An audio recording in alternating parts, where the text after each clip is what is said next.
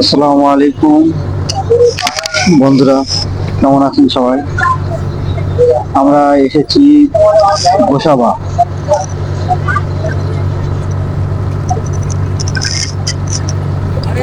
যেখানে ইংরেজদের quarter office ছিল, হেড অফিস। আমরা ওখানে নামছি। গোসাবা একটা বাজার আছে, সুন্দর একটা বাজার।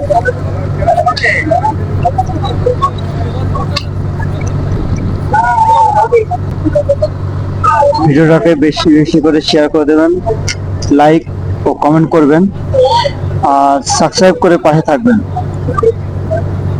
অবশ্যই অবশ্যই বেল আইকনটি বাজিয়ে দেবেন, ভিডিওটা আপলোড করার সাথে সাথে আপনার কাছে পৌঁছে যাবে। দেখতে থাকুন, সাথে থাকুন।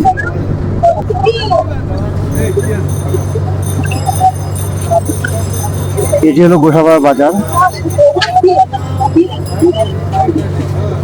আমরা বাজারের ভিতর দিয়ে যাব হ্যামিল্টন সাহেবের বাংলো। আগেই বলেছি যে ইংরেজদের যে হেড অফিস ছিল, সুন্দরবনের যে হেড অফিস, আমরা ওখানে যাব।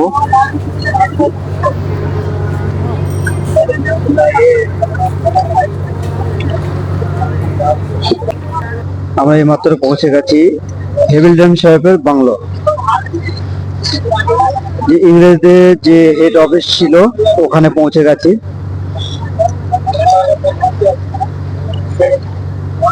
ঘরটি কাঠের তৈরি, 200-250 বছর পুরনো ঘরটি, এখনো সেই অবস্থায় আছে। তারপর আমরা এসেছি রবীন্দ্রনাথের বাংলো, দেখতে পাচ্ছেন। কমেন্ট করে জানাবেন ভিডিওটি কেমন লেগেছে।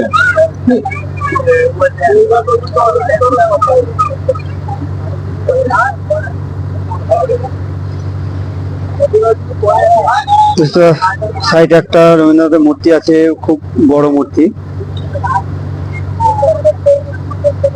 একটা বুদ্ধের মূর্তি আছে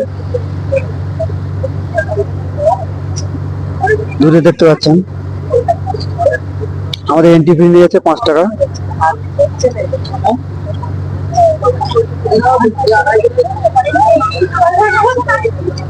সামনে এটা দেখা যাচ্ছে রবীন্দ্রনাথের বাংলো।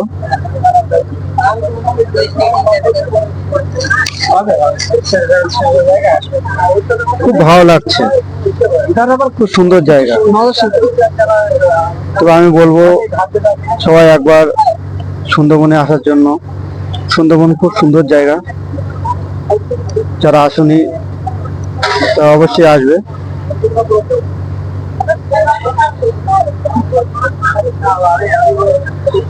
আমরা এখান থেকে চলে যাব পাখিরালা, রাতে ওখানেই থাকবো। আমাদের এখানে এন্ট্রি ফি নিয়েছে 5 টাকা, খুব স্বল্প মূল্যে, খুব সুন্দর জায়গা, খুব ভালো লাগছে। ফাইনালি আমরা চলে এসেছি পাখিরালা। সুন্দর সুন্দর পুতুল বিক্রি হচ্ছে বিভিন্ন রকমের। আর অবশ্যই বলবো, যারা আমার ভিডিওটাকে দেখছো একটু কমেন্ট করে যাবেন, আর বেশি বেশি করে শেয়ার করার জন্য বলবো। সবাইকে ধন্যবাদ জানাই নেক্সট ভিডিওর জন্য।